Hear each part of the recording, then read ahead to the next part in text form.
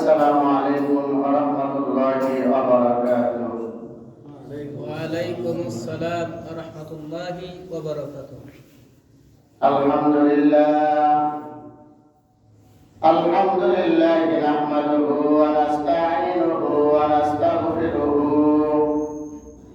ওয়া নাউযু বিল্লাহি মিন শুরুরি আনফুসিনা ওয়া মিন সাইয়্যাতি আ'মালিনা। মান ইয়াহদিহিল্লাহু ফালা মুদিল্লা লাহু ওয়া মান ইদ্লিলহু ফালা হাদিয়া লাহু। ওয়া নাশহাদু আন লা ইলাহা ইল্লাল্লাহু ওয়াহদাহু লা শারীকা লাহু ওয়া নাশহাদু আন্না সাইয়্যিদানা ওয়া সানাদানা ওয়া হাবিবা কুলুবানা মাওলানা মুহাম্মাদান আবদুহু ওয়া রাসূলুহু আরসালাহু বিল হাক্কি বাশীরান ওয়া নাযীরা ওয়া দা'iyan ইলাল্লাহি বিইذনিহি ওয়া সিরাজাম মুনীরা। وقال تعالى يا أيها الذين آمنوا كتب عليكم القصاص في القتلى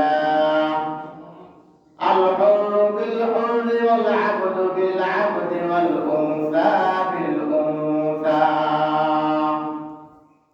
وقال تعالى إن الله وملائكته يصلون على النبي يا أيها الذين آمنوا صلوا عليه وسلموا تسليما. محبة الشهيد شكرا لله إبراهيم كريم. اللهم صل على محمد وعلى آل محمد كما صليت على إبراهيم وعلى آل إبراهيم إنك حميد مجيد.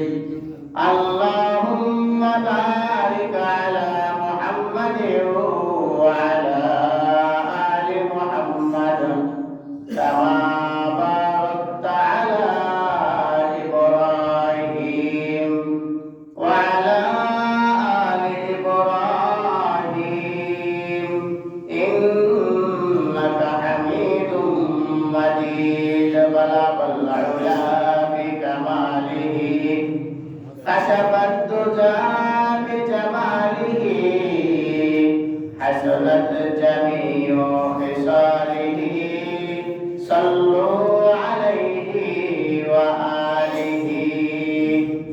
سلموا يا قوم بارك صلوا على صدر الأمين مصطفى ما جاء إلا رحمة للعالمين. الصلاة والسلام عليك يا رسول الله. الصلاة والسلام عليك يا حبيب الله. الصلاة والسلام عليك يا سيد المرسلين. الصلاة والسلام عليك يا رحمة للعالمين. الحمد لله.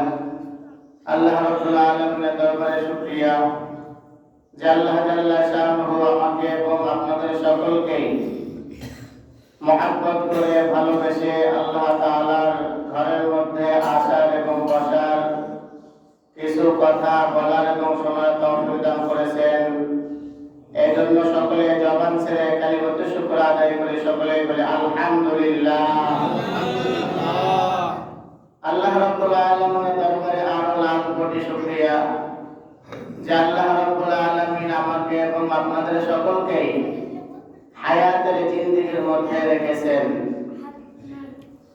আজকে শুক্রবার 19 ডিসেম্বর 2025 এই তারিখে এই পর্যন্ত আল্লাহ তাআলার অনেক বান্দা দুনিয়া থেকে বিদায় নিয়েছে, ঠিক কিনা বলেন?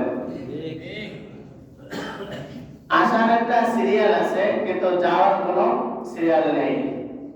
80 বছরের একজন বৃদ্ধ বা বৃদ্ধা বেঁচে আছেন, কিন্তু এইমাত্র দুনিয়াতে পদার্পণ করেছেন, নবজাতক, তার বয়স 1 ঘন্টাও হয় নাই, এমন মানুষ, এমন বাচ্চা দুনিয়া থেকে বিদায় নিচ্ছে কি নিচ্ছে না?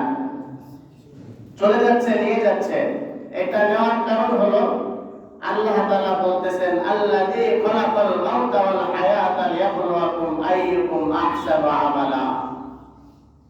আল্লাহ রাব্বুল আলামিন এই সূরার মধ্যে, সূরা মুলকের মধ্যে বলতেছেন হায়াত ও মাউত, আল্লাযী খালাকাল মাউতা ওয়াল হায়াতা। এখানে মাউত শব্দটা আল্লাহ তাআলা আগে এনেছেন। তার মানে আল্লাহ বোঝাইতে চাচ্ছেন, বলতে চাচ্ছেন যে বান্দা, দুনিয়াতে তুমি যাও, তোমাকে দুনিয়াতে পাঠাবো ঠিকই, কিন্তু এই দুনিয়াতে তুমি কতদিন থাকবা এর গ্যারান্টি তোমার হাতে নেই। কার হাতে? আল্লাহ তাআলার হাতে। এজন্য ওলামা হযরত আমাদেরকে শিখিয়েছেন, পড়িয়েছেন, কিতাবের মধ্যে পড়েছি। দেখেন, একটা পাতিলের মধ্যে মা ও বোনেরা রান্না করে ভাত, ঠিক কিনা? ভাতটা রান্না করে, ওই ভাতটা খেয়ে একটা ছোট বাচ্চা, সে আস্তে আস্তে বড় হইতেছে, যুবক, তার যৌবন শক্তি ফিরে পাচ্ছে। আর 80 বছরের একটা বৃদ্ধ খাচ্ছে ওই খাবারটা, সে খেয়ে মুরব্বী হচ্ছে। তো বলেন তো, একই পাতিলের খাবার যে খাইতেছে, ভাতের মধ্যে শক্তি আছে? কার মধ্যে শক্তি? আল্লাহ তাআলার কাছে শক্তি। কারণ ভাত খাইতেছে ঠিকই, কিন্তু একই ভাত খেয়ে দেখেন বিভিন্ন ক্যাটাগরিতে চলতেছে, তাই না? যেমন ছোটরা খেয়ে বড় হইতেছে, যুবকরা খায় কি যুবক হচ্ছে, আর মুরব্বীরা খায় কি হচ্ছে? মুরব্বী হইতেছে। এইগুলো যদি একটু আমরা চিন্তা করি, তাহলে আমার আপনার মালিক ওই আল্লাহ জাল্লা শানুর সঙ্গে নাফরমানি করা সম্ভব হয় না। কারণ কি জানেন? কারণ হলো আমার আপনার ইয়াকিনটা, ঈমানটা দুর্বল। যে ঈমানটা দুর্বল হওয়ার কারণে আমরা অনেক সময় সত্যকে স্বীকার করতে চাই না। চাই, সত্যকে স্বীকার করতে চাই না। কিছু কিছু সময়, কিছু কিছু বিষয় আছে, এইটা কি সম্ভব?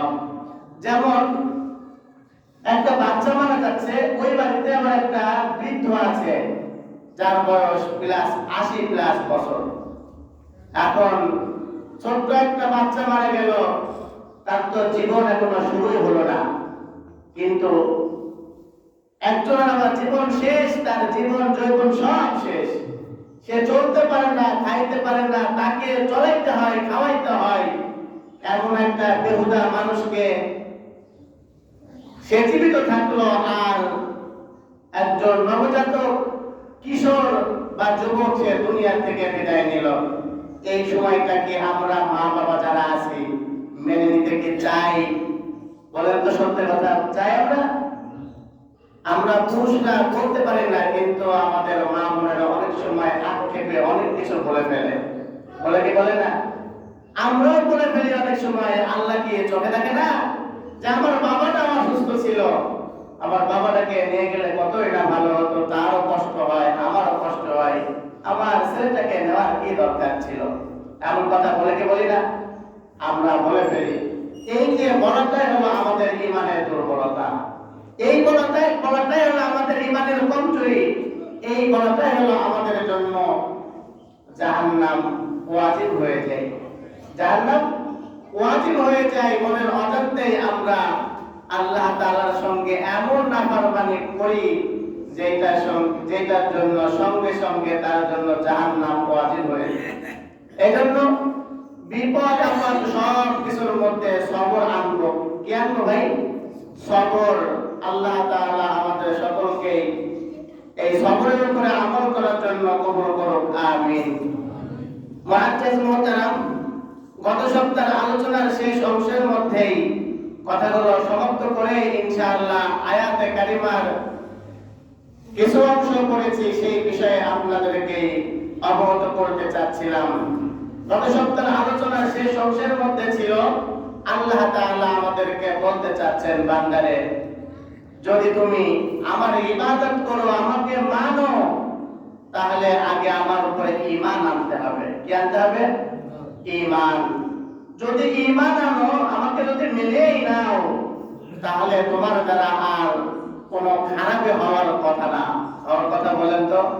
যেমন উদাহরণস্বরূপ বোঝাই যে যারা আমরা নামাজ পড়ি, একেবারে এই নামাজটা এমন একটা নামাজ যে নামাজের মধ্যে কোনো কমতি থাকে না আমাদের। আরেকটু ভালো করে যদি বলি যে যারা আমরা আলেম ওলামা আছি, তাদের তাদের দ্বারা কোনো সহজে কোনো একটা খারাপ কাজ হওয়া কি সম্ভব? যেমন মাথায় টুপি নিয়ে, মুখে দাড়ি নিয়ে, জুব্বা পরে রাস্তায় দাঁড়িয়ে পেশাব করা কি সম্ভব? বলেন তো, সম্ভব? আম মানুষ যারা আপনারা, তাদের দ্বারা কি সম্ভব? সম্ভব না। কারণ কি? প্রথমে চিন্তা হয় মাথায় আল্লাহ রাসূলের সুন্নাত, মুখে দাড়ি, লম্বা জামা, এখন এইটা করা যাবে না, ঠিক কি না? ঠিক তেমনই আল্লাহ রাব্বুল আলামিন বলতেছেন, লাইসাল বিররা আন তুওয়াল্লু ওজুহাকুম কিবলাল মাশরিকি ওয়াল মাগরিব। আল্লাহ রাব্বুল আলামিন বান্দাদেরকে ডাক দিয়ে বলেন, বান্দারে, আমার উপরে যদি ঈমান আনো, আমাকে যদি লা শারীক লা ইলাহা ইল্লাল্লাহ বলে মেনে নাও, তাহলে তোমার কোনো গুনাহ করা সম্ভব নয়। যেমন তুমি নামাজ ছাড়তে পারো না, রোজা ছাড়তে পারো না। আল্লাহ রাব্বুল আলামিন বলতেছেন, আমি আল্লাহ রাব্বুল আলামিন, তুমি আমার উপরে ঈমান আনার পরে তুমি যেই দিকে তুমি সিজদা করো না কেন, নির্দিষ্ট সিজদা হলো আমাদের কাবা, চারিদিকে কাবার পাশে আমরা সিজদা করতে পারি। আল্লাহ রাব্বুল আলামিনের কথা হলো এই, তুমি একটা সিজদা দিবা, আমি আল্লাহ রাব্বুল আলামিন খুশি হয়ে যাব।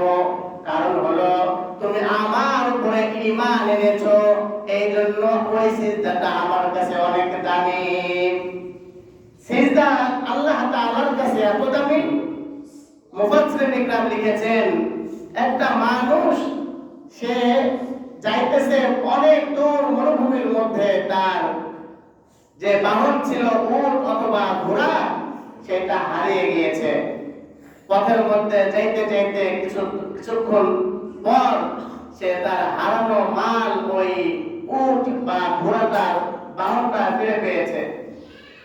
ওই বিপদের সময় যখন তার বাহনটা ফিরে পেয়েছে, বান্দা যেমন খুশি হয়, তার থেকেও বেশি খুশি হয় কোন একজন আল্লাহ তাআলার ঈমানদার বান্দা যখন কালিমা লা ইলাহা ইল্লাল্লাহ পড়ার পরে যখন সে একটা সিজদা দেয়, তার থেকেও বেশি খুশি হয়। সুবহানাল্লাহ, সুবহানাল্লাহ।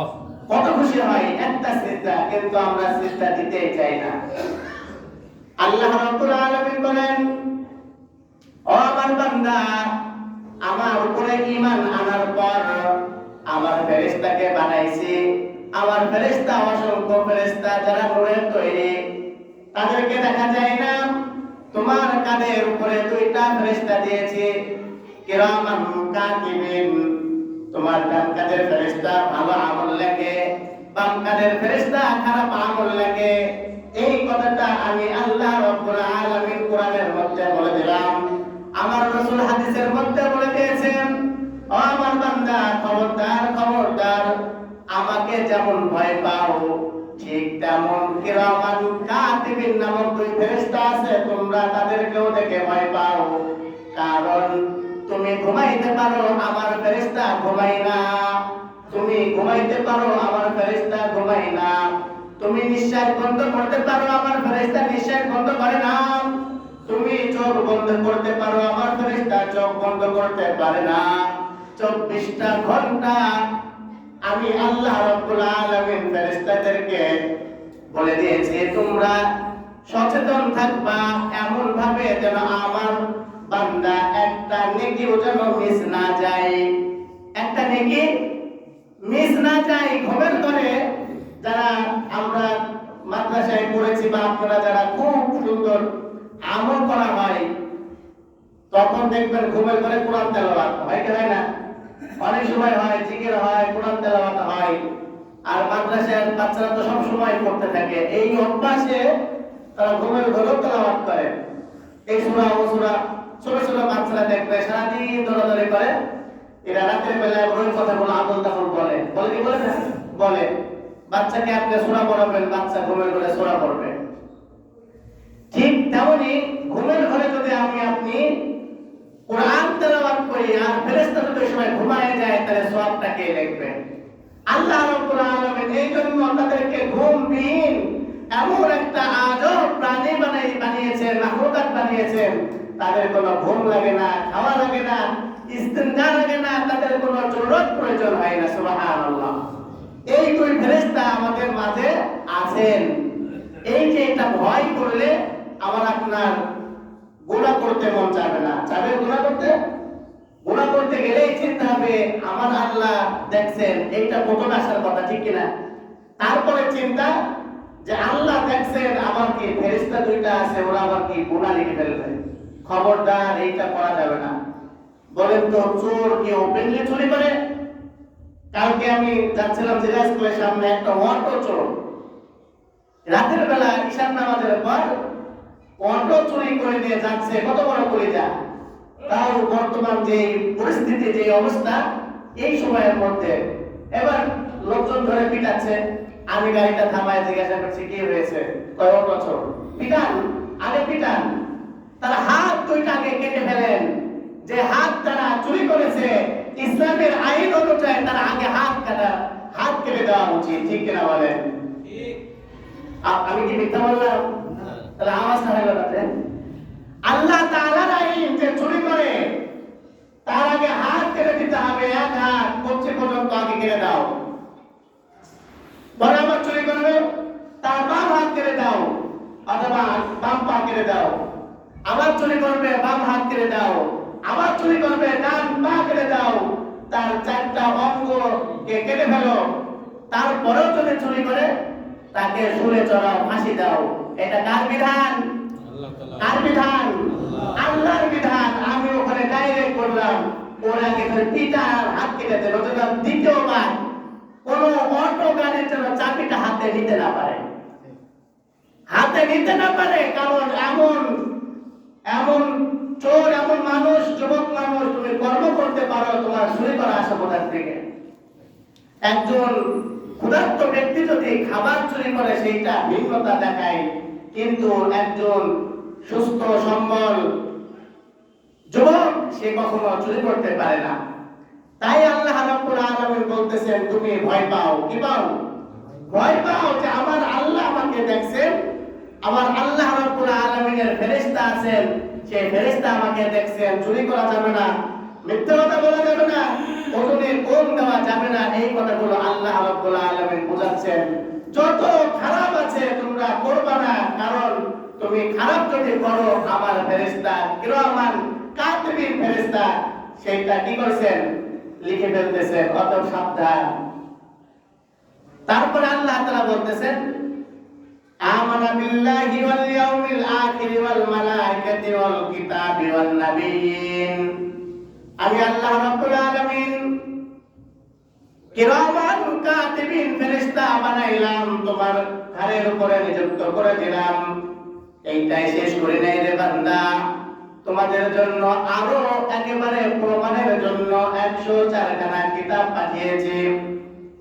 103 খানা কিতাব তোমার পূর্বেই, তোমাদের নবীর পূর্বে 103 খানা কিতাব খতম হয়ে গিয়েছে, কিন্তু এমন একটা কিতাব দিয়েছে যার নাম কালামুল্লাহ। এইটা কিয়ামত পর্যন্ত খতম হবে না, তার আইন চলবে। আল্লাহ রাব্বুল আলামিন বলেন, সেই কিতাবগুলো আমি দিয়ে দিয়েছি, তোমরা কিতাবের মধ্যে আমার হুকুমগুলো নিজের চোখে পড়বা। কার চোখে? নিজের চোখে পড়বা।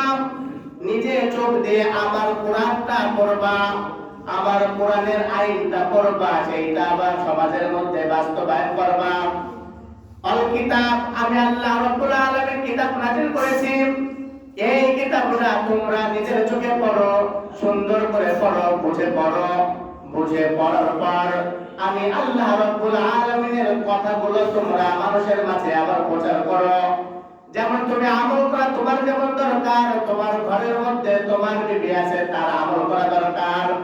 এই জন্য তুমি নিজে পড়ো এবং তোমার আহলিয়াতকে পড়াও, তুমি পড়ো তোমার সন্তানকে কিতাব পড়াও, তুমি পড়ো তোমার সন্তান কন্যা সন্তানকে পড়াও, তুমি পড়ো তোমার বন্ধুদেরকে পড়াও।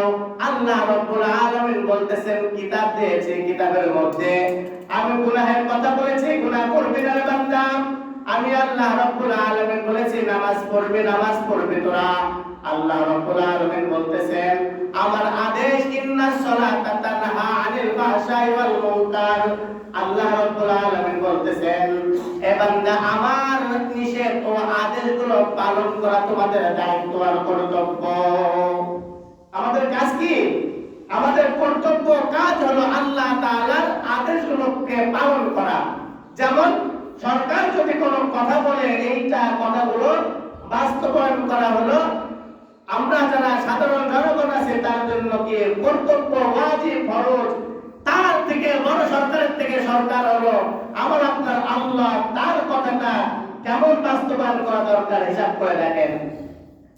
আল্লাহ রাব্বুল আলামিন বলতেছেন মালায়েকা ফেরেশতা বানায় আমি শেষ করি নাই, কিতাব নাজিল করে আমি শেষ করি নাই, ওই কিতাব সুন্দর করে বুঝায় পড়ানোর জন্য 1 লক্ষ অথবা 2 লক্ষ 24,000 পয়গম্বর পাঠিয়েছি। অসংখ্য নবী পাঠাইলাম তোমাদেরকে বোঝানোর জন্য। নবী মুহাম্মদুর রাসূলুল্লাহ সাল্লাল্লাহু আলাইহি ওয়াসাল্লাম শেষ নবী, তারপরে আর কোন নবী আসবে না। কিন্তু আল উলামা ওয়ারাসাতুল আম্বিয়া, নবীর ওয়ারিস থেকে যাবে কিয়ামত পর্যন্ত। ওই ওয়ারিসগুলো আমার এই কথাগুলো তোমাদের মাঝে বলবে, তোমরা প্রত্যেকেই এই কথাগুলোকে মেনে চলবা, তাহলে তোমরা সকলেই দাখালাল জান্নাহ, আল্লাহ তাআলার জান্নাতে যাবা।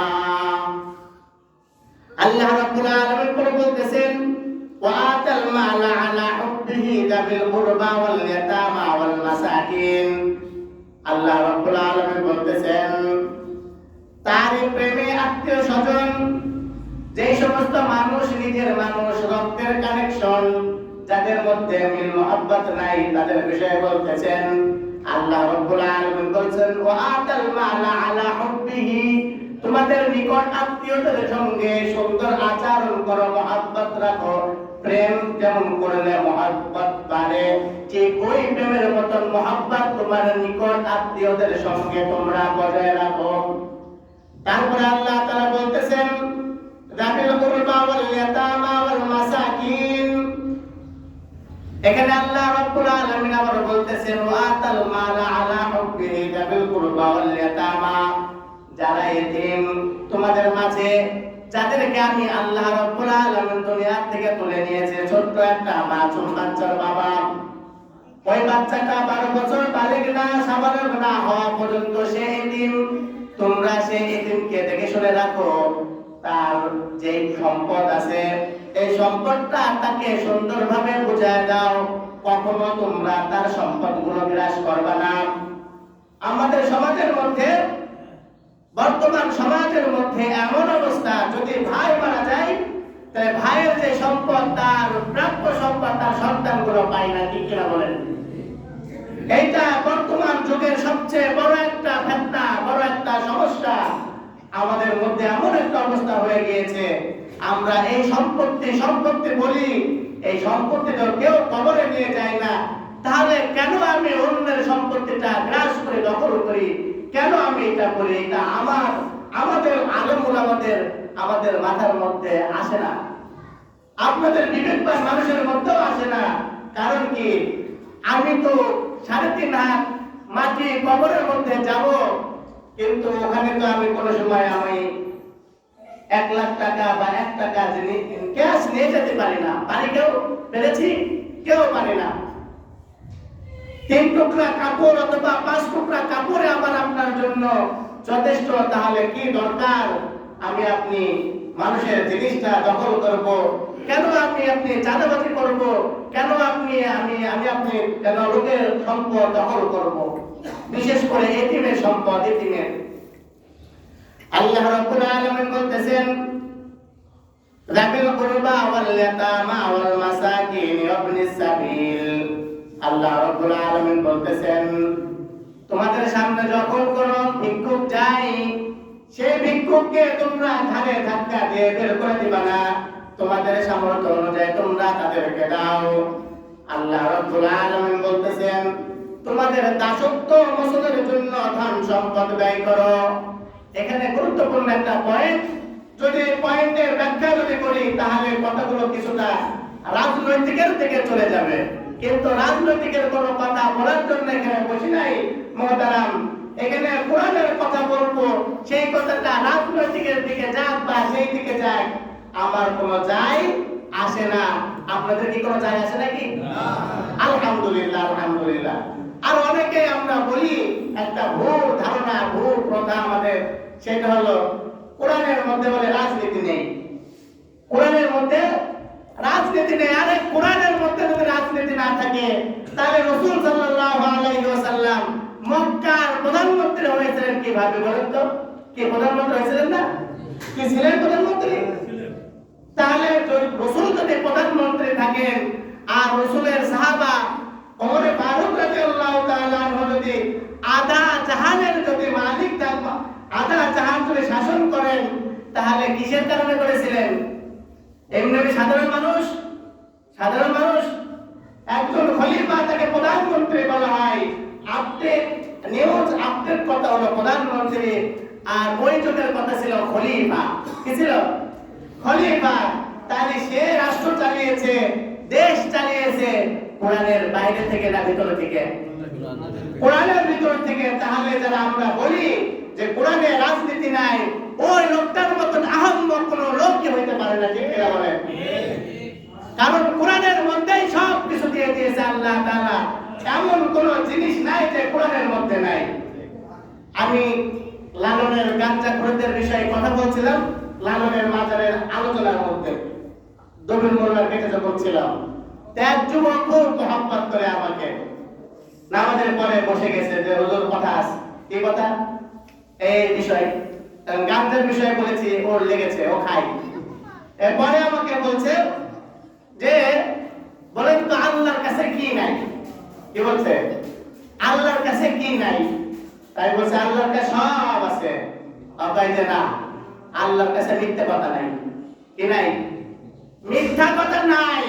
তা আল্লাহ কি মিথ্যা কথা শিখাবে আমাদেরকে? আমি আল্লাহর বান্দারে বুঝাইতে পারলাম না, সর্বশেষে বললাম, তাকে বুঝাইলাম, আপনি আমাকে নিষেধ করেছেন জাফর ভাই কখনো মিথ্যা বলবেন না। তাহলে বলেন তো আপনি মিথ্যার পক্ষে না বিপক্ষে? কয় বিপক্ষে। তাহলে আপনি যদি বিপক্ষে থাকেন তাহলে মিথ্যার মালিক মিথ্যা বলতে নিষেধ করলেন, তাহলে এই মিথ্যার মালিকটা কে হলো? এই কথার মালিকটা কে হলো? আপনি হলেন না? কয় হ্যাঁ। তাহলে আল্লাহ তাআলা বলছে বান্দা কখনো তোমরা মিথ্যা বলবা না, সত্য কথা বলবা। আল্লাহর আদেশ সত্য পথে চলা, সঠিক পথে চলা, খারাপ পথে না চলা। তাহলে আল্লাহর কাছে সবই তো আছে, আছে না? আল্লাহ তাআলার মিথ্যা নিষেধ করেছেন যে তোমরা মিথ্যা আসবাব এই সমস্ত বিষয় তোমরা কখনো তুলে ধরবা না। এক কথায় কোরআনের মধ্যে এমন কোন জিনিস নাই যে আল্লাহ সুবহানাহু ওয়া তাআলা আমাদের জন্য দেন নাই। কোরআনের মধ্যে সব কিছু আছে, খালি আমাদের এই চক্ষু দ্বারা আমরা কি করি না, দেখি না, আর এই মাথা দ্বারা আমরা বিবেকটা খাটাই না, যার দরুন চোখেই পড়ে না যে কোরআনের মধ্যে রাজনীতি আছে কি আছে না। বলেন তো যদি কোরআন দ্বারা যদি দেশ চলে তাহলে কোন চেয়ারম্যান কোন চুরি করতে পারবে? কোন মেম্বার কিছু চুরি করতে পারবে? আপনাদেরকে একটা তথ্য দিই, যারা মেম্বার গিরি করে আপনি তো জানেন কয় টাকা বেতন পায়? একটা মেম্বারের বেতন ৮,০০০ টাকা। কয় হাজার টাকা? একটা চেয়ারম্যানের বেতন সর্বোচ্চ 10,০০০, 11,০০০ টাকা। তাহলে একটা মেম্বার যখন ৮,০০০ টাকার জন্য লাখ লাখ টাকা খরচ করে আমাকে আপনাকে ঘুষ দিয়ে টাকা দিয়ে ভোট কিনছে, চা খাওয়ায়, বিড়ি খাওয়ায়, বলেন তো ওই 1 লাখ 2 লাখ টাকা সে তুলবে কি তুলবে না? কি তুলবে কি তুলবে না? তুলবে। কিন্তু এইটা আমরা বুঝি না, আমরা নগদে বিশ্বাসে তাই হলো আমরা বুঝি, তাই না? আর যদি আল্লাহ সুবহানাহু ওয়া তাআলা যদি আমি যদি ইমাম হওয়ার পরে যদি আমার কাছে কোনো আমানত যদি রাখেন, তাহলে আমি কি কখনো ওই আমানতের খেয়ানত করতে পারবো? আমার একটা ভয়, আমি একজন ইমাম, আল্লাহ তাআলা নিষেধ করেছেন আমানতের খেয়ানত করবে না, তাহলে আমার দ্বারা সম্ভব না। এই কথাটা আমরা বলতে গেলে বলে যে হুজুর খালি রাজনীতির কথা বলেন, আপনারা খালি রাজনীতির কথা বলেন, কেন? দরকার নাই এগুলো, এই রাজনীতি করা আপনাদের কাজ না। আরে রাজনীতি করা আমাদের কাজ না, তা কাদের কাজ? রাসূল রাজনীতি করেছেন, রাসূল কোরআন দিয়ে দেশ চালিয়েছেন, ওই দেশ আমরাই চালাবো। আপনারা খোদার মতন এখন যেমন কতগুলো শ্রবণ করতেছে, এখন যেমন নামাজ পড়বো, নামাজ যখন আপনারা পড়বেন, ঠিক তেমন আমরা যেভাবে দেশ চালাবো, আলেম ওলামা যেভাবে ইউনিয়ন চালাবো, জেলা চালাবো, সমাজ চালাবো, আপনারা মুখ করে সেই সমাজগুলো চলতে বাধ্য, ঠিক কিনা বলেন? যে চলবে না সে ইসলামের বিরুদ্ধে চলে যাবে, যে চলবে না সে কোরআনের বিরুদ্ধে চলে যাবে। অতএব আমি আপনি মুসলমান হওয়ার পর কেন কোরআনের বিরুদ্ধে চলে যাব?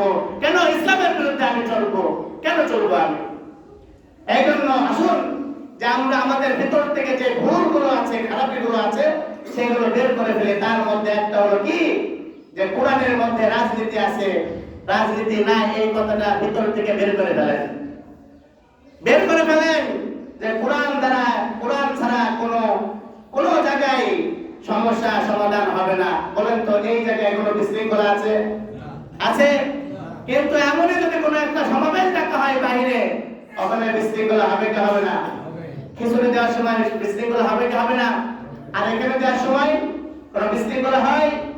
কোনো বিশৃঙ্খলা হয় না। তার মানে বোঝা গেল, কোরআনের কথা যেখানে হয়, আল্লাহ রসুলের কথা যেখানে হয়, যেই মঞ্চে যেখানে বসে যেই সংসদে যদি কোরআন যদি চলে, কোরআনের আইন চলে, তাহলে ওই দেশের মধ্যে কখনো বিশৃঙ্খলা হতে পারে না। এই কথাটা দিলের মধ্যে বসায় নিতে হবে। মুআজ্জাজ মুহতারাম, আয়াতে কারিমার শেষ অংশটুকু এতটুকু, আল্লাহ তাআলা বলতেছেন, তোমাদের ধন সম্পদ, তোমাদের দাসত্ব মোচনের জন্য। আর কতকাল ভারতের দাসত্ব করব, আর কতকাল আমেরিকার দাসত্ব করব? মুসলমান যেখানে যেই জায়গায় আমার আপনার রাসূল দেশ চালিয়েছিল, আধা জাহান ওমরে ফারুক রাদিয়াল্লাহু তাআলা আনহু শাসন করেছিল, আমাদের তো দরকার ছিল এখন যে আমরা বাংলাদেশ থেকে শুরু করে তাম দুনিয়াতে মুসলমান রাজত্ব করবে, মুসলমান দেশ চালাবে, মুসলমান শাসন করবে। আজকে সেই মুসলমান ঘুমিয়ে গিয়েছে, সেই মুসলমান ওই ভারতের দাসত্ব করে, ওই আমেরিকার দাসত্ব করে। কেন করে? সেইটা হলো আমাদের পাপের কারণে। এই পাপটা মোচনের জন্য আল্লাহ তাআলা বলতেছেন যে আল ইয়াতামা ওয়াল মাসাকিন ওয়া ইবনিস সাবিল ওয়াস সাইলিন ফির রিকাব। এখানে বলতেছে যে দাসত্ব মোচনের জন্য ধন সম্পদ ব্যয় করতে হবে। কি ব্যয় করতে হবে? ধন সম্পদ ব্যয় করতে হবে দাসত্ব মোচনের জন্য। ওই ভারতে পেঁয়াজ আমাদের দরকার নাই, আমাদের টাকা দিয়ে আমাদের দেশে আমাদের যে যতটুকু জায়গা আছে ওই জায়গার উপরে আমরা পেঁয়াজ রপ্তানি করব, পেঁয়াজ লাগাবো, ধান চাষ করব। আমরা কোনো জিনিস ওই ভারতের পক্ষে, ভারতের দিকে তাকিয়ে থাকবো না, ঠিক কিনা বলেন? আমরা নিজেরা আমাদের সক্ষমতা যখন আছে, তখন আমরা কেন পরের অধীনে থাকবো? এই দাসত্ব থেকে আমাদের বের হতে হবে। আমি যেমন আপনাদের দায়িত্বে আছি, যার যার মতন আপনারা কর্ম করেন, কারণ দাসত্বের মধ্যে নাই। ওই বিআরবির মজনু সাহেব আমাদেরকে চাকরি দেন, তার বিনিময়ে আমরা কাজ করি, তার কাছ থেকে টাকা পয়সা নিই। সে যদি বলে তুই নামাজ পড়তে পারবে না, ওই রকম বিআরবি মজনু সাহেবের কারখানাকে লাথি দিয়ে আমরা ঘুরিয়ে দেবো, ঠিক কিনা বলেন? এরকম চাকরি দরকার নাই। যে চাকরির মধ্যে আমাকে নামাজ পড়তে না করে, যে চাকরির মধ্যে আমাকে হক কথা বলতে নিষেধ করে, যে চাকরির মধ্যে থাকলে আমাকে ইসলামের বিরুদ্ধে যেতে হয়, ওই চাকরি আমাদের দরকার নাই। ঠিক তদ্রূপ যদি কোনো দেশ আমাদের বাংলাদেশের থেকে চোখ রাঙায়, যদি কোনো দেশ যদি বাংলাদেশের দিকে তাকায়, ইসলামের বিরুদ্ধে কথা বলে, সে যেই কোনো মানুষ হোক না কেন, আমার বাবাই হোক না কেন, আমি তার জিভ টেনে ছিঁড়ে ফেলবো। আমি ইসলামের বিপক্ষে যেতে পারবো না, ঠিক কিনা বলেন? এই জন্য আসুন, আল্লাহ তাআলা দাসত্ব থেকে বের হতে বলেছে, আমাদের দাসত্ব থেকে বের হয়ে আসতে হবে। আর এক নম্বর বের হতে হলে নিজেকে আগে ইসলামের পক্ষে দাঁড় করাইতে হবে। যদি আমি আপনি ইনসাফের উপরে দাঁড়ায় যাই, তাহলে আমার আপনার আর দাসত্বের গ্যারাকলের মধ্যে ওই জিঞ্জিরার মধ্যে আমাকে কেউ বেঁধে রাখতে পারবে না, ঠিক কিনা বলেন? আল্লাহ রাব্বুল আলামিন উল্লেখিত কথার উপরে আমল করার জন্য তৌফিক দান করুন। আমিন।